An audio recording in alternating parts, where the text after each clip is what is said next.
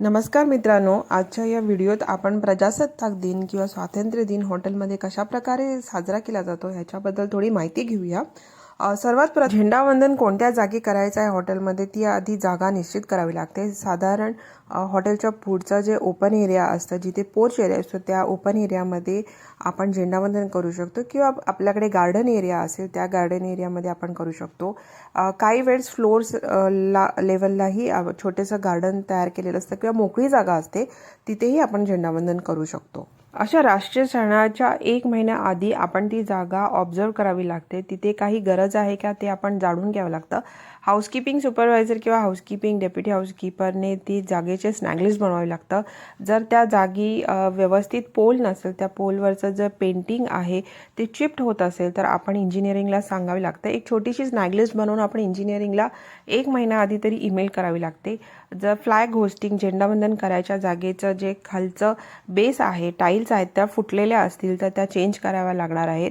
पाठीमागे एखादी वॉल आहे तिथे क्रॅक्स असतील तर त्याच्यात पुट्टी भरून ते पेंट करावे लागणार आहे।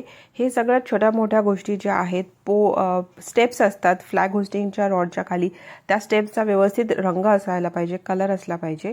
ह्या सगळ्या गोष्टींचं ऑब्झर्वेशन करून आपण इंजिनिअरिंग डिपार्टमेंटला ईमेल करायची। त्या गोष्टीला म्हणतात स्नॅग लिस्ट।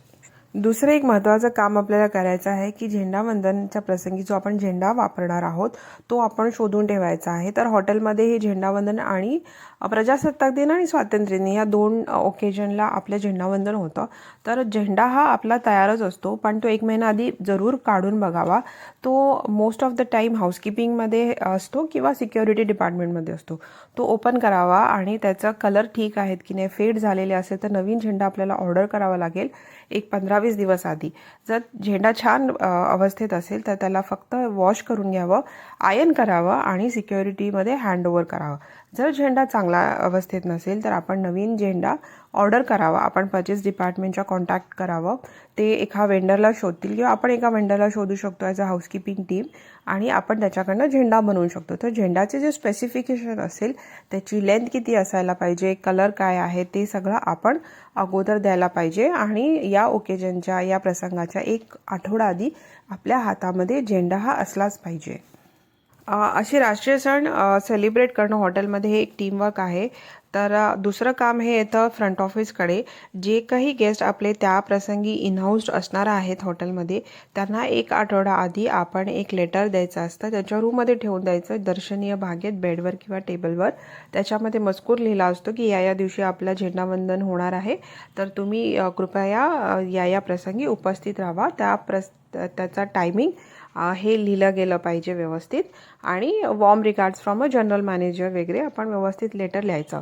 1-2 दिवस आधी आपण कन्फर्मेशन घ्यायचं गेस्टकडून। फ्रंट ऑफिस टीममध्ये रिसेप्शन्स असतात किंवा ऑपरेटर्स असतात, ते सगळं काम करतात की ते गेस्ट किती येणार आहेत। तर अप्रॉक्सिमेटली आपल्याला अंदाज येतो की आपले किती गेस्ट हे झेंडावंदनासाठी उपस्थित असणार आहे। तो अप्रॉक्सिमेट काउंट आणि हॉटेलमधला स्टाफ त्या दिवशी मॉर्निंगमध्ये किती असणार आहे तो काउंट आपल्याला शेफला द्यावा लागतो। झेंडा प्रसंगी झेंडावंदन झाल्यावर आपण स्वीट डिस्ट्रीब्यूट करतो, तिरंगा बर्फी किंवा लाडू, तर ते आपले शेफ ऑर्डर करतात। तर ते जेवढे काउंट आहे तेवढं ते ऑर्डर करायला छान होतं। ते कमी नाही पडायला पाहिजे आणि जास्तही नाही व्हायला पाहिजे, जे बजेटमध्ये व्यवस्थित बसलं पाहिजे।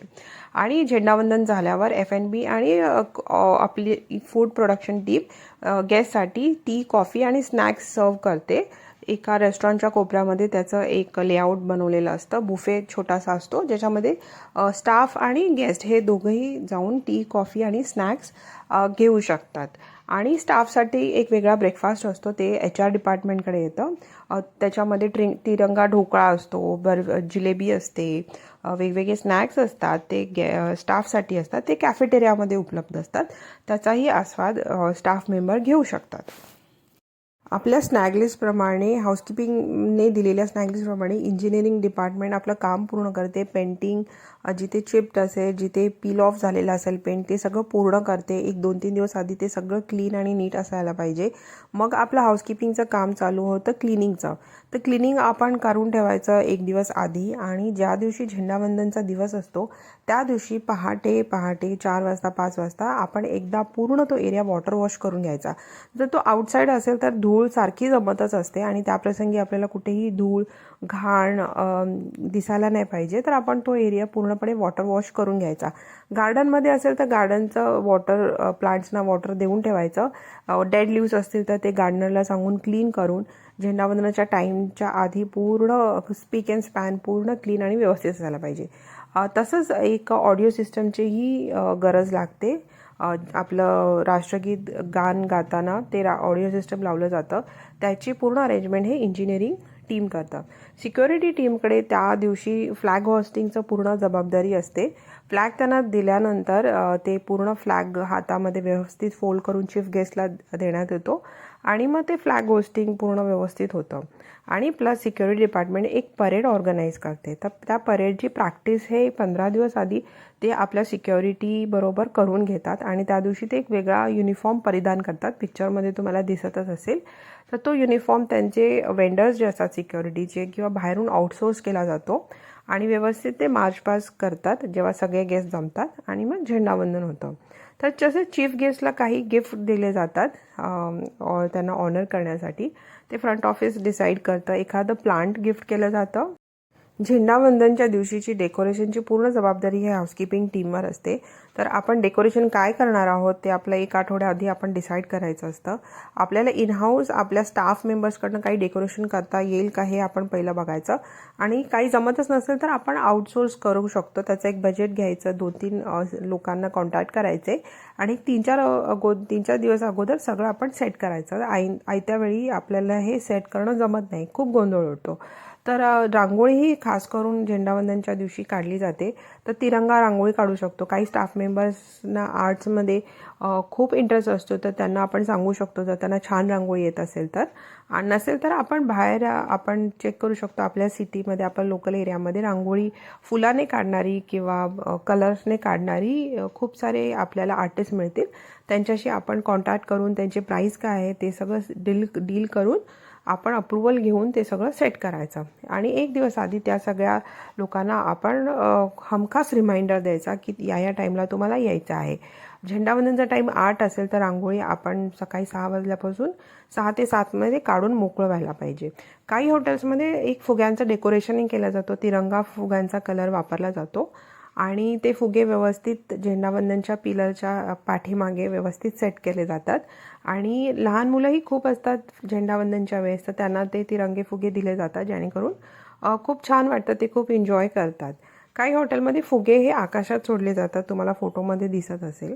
तर असे झेंडावंदन झालं तर की सगळ्या गेस्टना असे फुगे द्यायचे आणि ते आकाशात सोडल्यावर पूर्ण आकाश आपल्या सुंदर तिरंगा कलरने भरून जातं आणि हॉटेलचा लोगो वगैरे दिसत असतं त्या बॅकग्राऊंडमध्ये. हे खूपच सुंदर हे दृश्य आपल्याला दिसतं. तर एक फोटोग्राफरही हॉटेलचा आपला फिक्स असतो. त्याला आपण झेंडावंदन किंवा असे काही ओकेजन्स असतात, केक मिक्सिंग, क्रिसमस, यावेळेस आपण त्याला हमखास बोलवायचं. तो सगळे आपल्या स्टाफ मेंबर्सचे, गेस्टचे फोटो काढतो आणि ती एक मेमरी राहते हॉटेलसाठी. आपले जे सोशल मीडियावरचे अकाउंट्स असतात हॉटेल्सचे, त्याच्यावर हे सगळे फोटो पोस्ट केले जातात कॅप्शन देऊन आणि भरपूर गेस्ट आपलं जेव्हा हॉटेलच्या वेबसाईटला व्हिजिट देतात तेव्हा हे फोटो बघून खूप छान वाटतं. एक छान पॉझिटिव्ह फील करतात आणि त्यांना हॉटेलमध्ये राहण्यासाठी एक छान प्रकारे एक संधी उपलब्ध आपण करून देतो. अशा प्रकारे खूप साऱ्या प्लॅनिंगने आणि मोटिवेशनने, पॉझिटिव्ह ॲटिट्यूडने आपण हे राष्ट्रीय सण आपण आपल्या हॉटेलमध्ये सेलिब्रेट करतो, साजरे करतो. ह्याच्यामध्ये सगळ्या डिपार्टमेंटचं कोऑर्डिनेशन लागतं, सगळ्या स्टाफ मेंबरची आपल्याला हेल्प लागते. तरच असे सण आपण सक्सेसफुली सेलिब्रेट करू शकतो आणि गेस्टला आपल्या चेहऱ्यावर, स्टाफ मेंबर्सच्या चेहऱ्यावर जे पॉझिटिव्ह ॲटिट्यूड दिसतो त्याने ते खूपच खुश होतात आणि असे राष्ट्रीय सण सेलिब्रेट करण्यासाठी गेस्ट अशा प्रकारे खूप इच्छुक असतात. आणि छोटी मुलं असतात त्यांना खूप मस्त वाटतं आणि स्नॅक्स त्याच्यानंतर असतं तेही ते खूप एन्जॉय करतात. तर तुम्ही तुमच्या हॉटेलमध्ये राष्ट्रीय सण, प्रजासत्ताक दिन, स्वातंत्र्य दिन कशा प्रकारे साजरे करतात हे मला कमेंटमध्ये लिहून जरूर कळवा. अजून एक गोष्ट ॲड करायची आहे. हे झालं झेंडावंदन जे आपण बाहेर करतो आतमध्ये हॉटेलमध्ये आपण 2-3 दिवस आधी लाईटिंगही करू शकतो. पूर्ण पेरिफेरी एरियामध्ये आपण लाईटिंग करू शकतो. आपण आतमध्ये तिरंगा कलरचे आपण काही फ्लावर अरेंजमेंट बनवू शकतो. गेस्टच्या रूममध्ये तिरंगा कलरच्या फ्लावर्स आपण ठेवू शकतो. रिसेप्शन काउंटरला आपण 3 छोटे फिश बोल घेऊन त्याच्यामध्ये आपले तिरंगा कलर टाकू शकतो. त्याने एक पूर्ण स्वातंत्र्य दिनाचं किंवा प्रजासत्ताक दिनाचं ॲटमॉस्फिअर तयार होतं.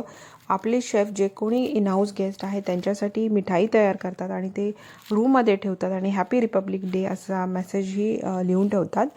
कॉरिडोरमध्ये आपल्या लिफ्ट लँडिंग एरियामध्ये आपण तिरंगा कलरचं काही छोटीशी रांगोळी बनवू शकतो किंवा फ्लावर्स ठेवू शकतो. अशा प्रकारे आपण इनोव्हेटिव्ह गोष्टी जरूर कराव्या जेणेकरून गेस्ट खूप खुश होतो आणि परत परत आपल्या हॉटेलमध्ये ते येतात आणि पॉझिटिव्ह ॲटिट्यूड जो स्टाफ शोकेस करतो त्यांना ते खूप अप्रिशिएट करतात. असंच काही व्हिडिओ घेऊन आपण पुन्हा भेटूया. तोपर्यंत happy housekeeping, happy republic day आणि thank you for watching my video. Bye.